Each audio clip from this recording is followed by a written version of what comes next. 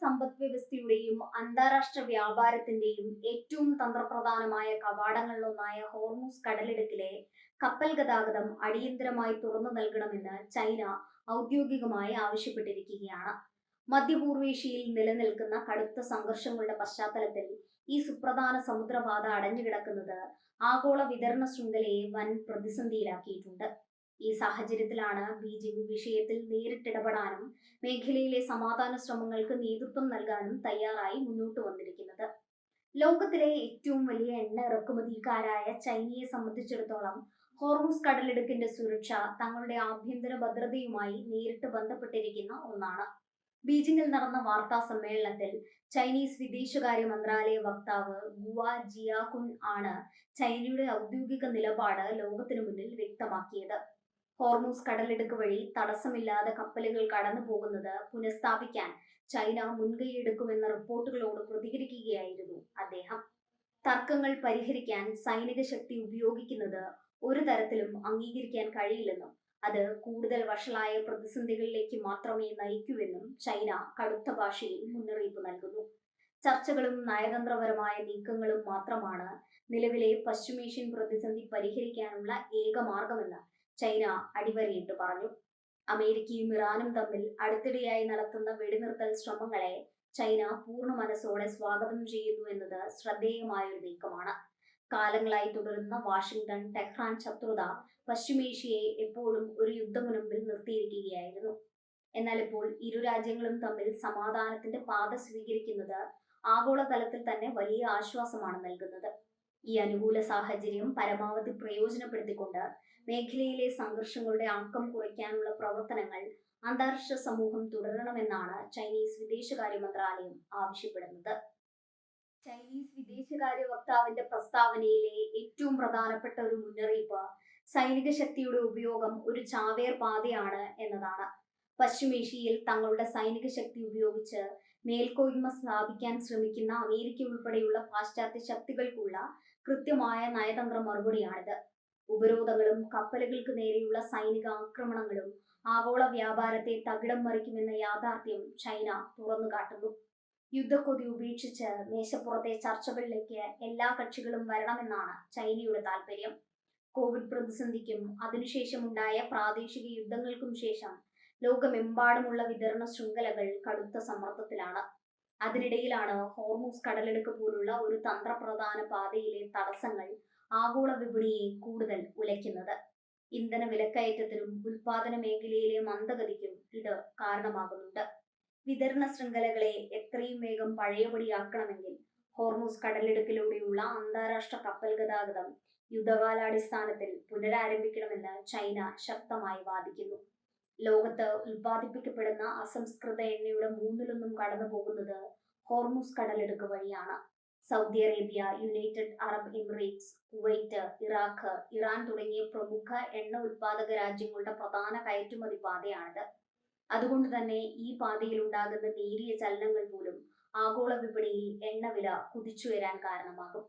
ഈ സാമ്പത്തിക അപകടം തിരിച്ചറിഞ്ഞാണ് ചൈന തങ്ങളുടെ നയതന്ത്ര സ്വാധീനം ഉപയോഗിച്ച് മേഖലയിൽ ശാന്തി കൊണ്ടുവരാൻ ശ്രമിക്കുന്നത്. ഇറാനുമായി ചൈനയ്ക്ക് നിലവിലുള്ള ശക്തമായ നയതന്ത്ര സാമ്പത്തിക ബന്ധങ്ങൾ ഈ പ്രതിസന്ധി പരിഹരിക്കുന്നതിൽ നിർണായക പങ്കുവഹിക്കും. ഒമാൻ ഉൾക്കടലിനും പേർഷ്യൻ ഉൾക്കടലിനും മധ്യ സ്ഥിതി ചെയ്യുന്ന ഹോർമൂസ് കടലിടുക്കിന്റെ വടക്കൻ തീരം പൂർണ്ണമായും ഇറാന്റെ നിയന്ത്രണത്തിലാണ്. അതുകൊണ്ട് തന്നെ ഇറാന്റെ അനുമതിയും സഹകരണവും ഇല്ലാതെ ഈ പാതയിലെ സുരക്ഷ ഉറപ്പാക്കാൻ ആർക്കും കഴിയില്ല. ഇറാനുമേൽ വലിയ സ്വാധീനമുള്ള ചൈന മധ്യസ്ഥതയ്ക്ക് തയ്യാറാകുന്നത് കപ്പൽ കമ്പനികൾക്കും അന്താരാഷ്ട്ര സമൂഹത്തിനും വലിയ പ്രതീക്ഷയാണ് നൽകുന്നത്. അമേരിക്കൻ വിദേശ നയത്തിന്റെ പരാജയങ്ങൾ കൂടിയാണ് ഹോർമൂസ് കടലിടുക്കിലെ ഇപ്പോഴത്തെ പ്രതിസന്ധിയിലൂടെ വെളിപ്പെടുന്നത്. മേഖലയിലെ പരമ്പരാഗത സഖ്യകക്ഷികളെ സംരക്ഷിക്കുന്നതിലോ ഇറാനെ നിലയ്ക്ക് നിർത്തുന്നതിലോ വാഷിംഗ്ടണിന് പൂർണ്ണമായി വിജയിക്കാൻ കഴിഞ്ഞിട്ടില്ല. അമേരിക്ക ഏർപ്പെടുത്തിയ കടുത്ത സാമ്പത്തിക ഉപരോധങ്ങളെ ചൈനയുടെ സഹായത്തോടെയാണ് ഇറാൻ മറികടന്നത്. ഇപ്പോൾ അമേരിക്ക തന്നെ ഇറാനുമായി വെടിനിർത്തലിന് ശ്രമിക്കുമ്പോൾ ആഗോളതലത്തിൽ ചൈനയുടെ സമാധാന നയതന്ത്രത്തിനാണ് കൂടുതൽ പ്രസക്തിയേറുന്നത്. ചൈനയെ സംബന്ധിച്ചിടത്തോളം തങ്ങളുടെ ബെൽറ്റ് ആൻഡ് റോഡ് പദ്ധതിയുടെ വിജയകരമായ മുന്നേറ്റത്തിന് പശ്ചിമേഷ്യയിലെ സമാധാനം അത്യാവശ്യമാണ്. കടൽമാർഗവും കരമാർഗവും ലോകത്തെ മുഴുവൻ തങ്ങളുടെ സാമ്പത്തിക വലയത്തിലാക്കാൻ ശ്രമിക്കുന്ന ചൈനയ്ക്ക് സമുദ്രപാതകളിലെ സുരക്ഷിതത്വം വളരെ പ്രധാനപ്പെട്ടതാണ്. ഹോർമൂസ് കടലിടുക്ക് അടഞ്ഞു കിടക്കുന്നത് ചൈനീസ് ഉൽപ്പന്നങ്ങളുടെ കയറ്റുമതിയെയും ഊർജ ഇറക്കുമതിയെയും ഒരേപോലെ ബാധിക്കുന്നുണ്ട്.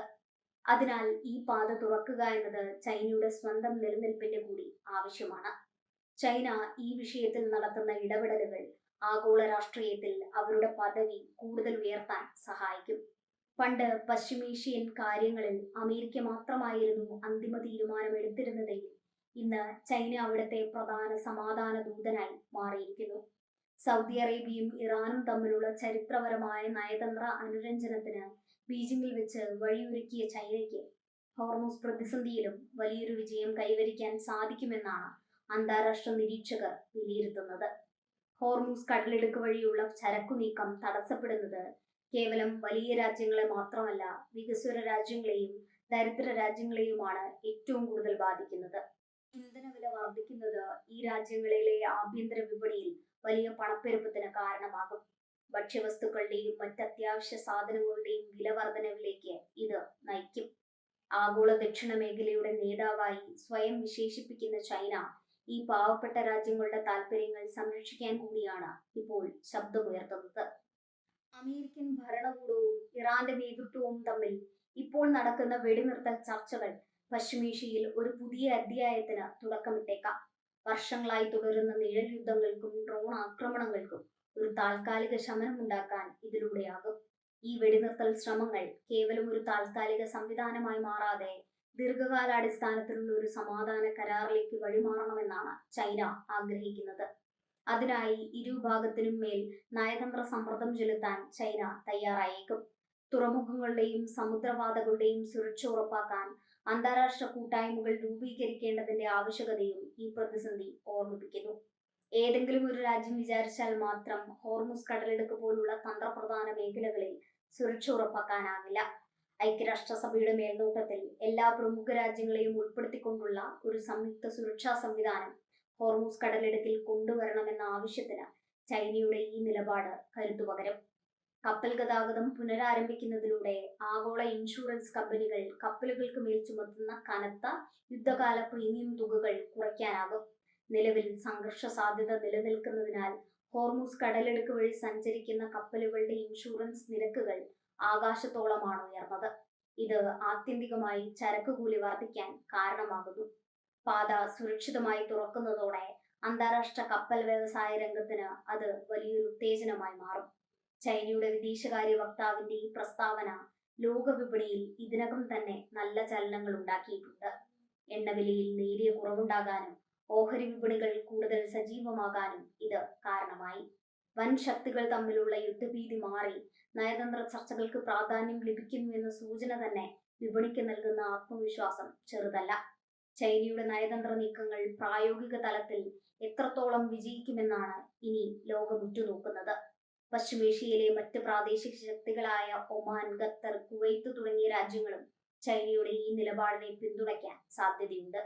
ഈ രാജ്യങ്ങളെല്ലാം തന്നെ ഹോർമൂസ് കടലിടുക്കിലെ സമാധാന അന്തരീക്ഷത്തിൽ നിന്ന് സാമ്പത്തിക നേട്ടമുണ്ടാക്കുന്നവരാണ്. ചൈനയുടെ നേതൃത്വത്തിൽ ഒരു പ്രാദേശിക സമാധാന സമിതി രൂപീകരിക്കപ്പെടുകയാണെങ്കിൽ ഈ രാജ്യങ്ങളെല്ലാം അതിൽ സജീവ പങ്കാളികളാകും. ഇത് മേഖലയിൽ അമേരിക്കയുടെ സ്വാധീനം കൂടുതൽ പരിമിതപ്പെടുത്താൻ ഇടയാക്കും. അമേരിക്കയിൽ ഭരണം കൈയാളുന്ന നേതൃത്വത്തിന് ചൈനയുടെ ഈ കടന്നുവരവ് പൂർണ്ണമായി അംഗീകരിക്കാൻ കഴിയില്ലെങ്കിലും നിലവിലെ സാഹചര്യത്തിൽ അവർക്ക് ചൈനയെ തള്ളിക്കളയാനുമാകില്ല.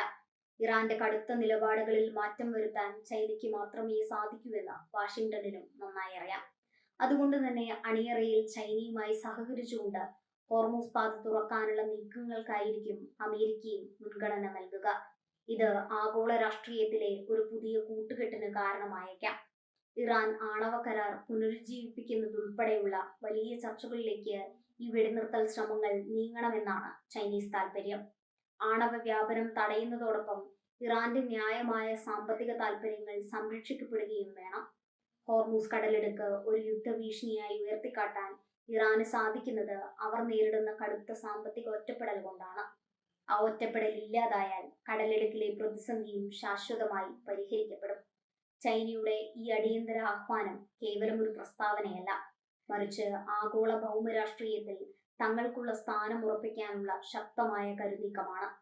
ഹോർമൂസ് കടലിടുക്കിലൂടെയുള്ള കപ്പൽ ഗതാഗതം പുനഃസ്ഥാപിക്കപ്പെടുന്നതോടെ ആഗോള വിതരണ ശൃംഖലകൾക്ക് പുതിയ ജീവൻ ലഭിക്കും.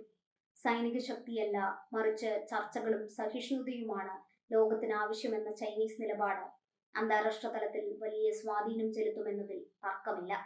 വരും ദിവസങ്ങളിൽ ഹോർമൂസ് കടലിടുക്കിൽ ചൈനയുടെ നേതൃത്വത്തിൽ ഉണ്ടാകാൻ പോകുന്ന നയതന്ത്ര ചലനങ്ങൾക്കായി ലോകം കാതോർത്തിരിക്കുകയാണ്.